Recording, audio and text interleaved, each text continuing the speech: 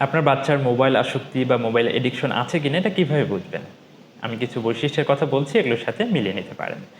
যেমন আপনার বাচ্চার মোবাইল ব্যবহার ধীরে, ধীরে দিনে, দিনে বেড়ে যাচ্ছে এবং এটা সে নিজে থেকে চাইলে অথবা আপনারা চেষ্টা করলেও কোনোভাবে কমানো যাচ্ছে না। যখনই কমানো হয় অথবা বন্ধ করে দেওয়া হয়, তখনই তার মধ্যে অস্থিরতা হয়, মেজাজ খিটখিটে হয় এবং সে একটা খারাপ প্রতিক্রিয়া দেখায়। এবং এই মোবাইল ব্যবহার তার মাথায় সবসময় ঘুরতে থাকে।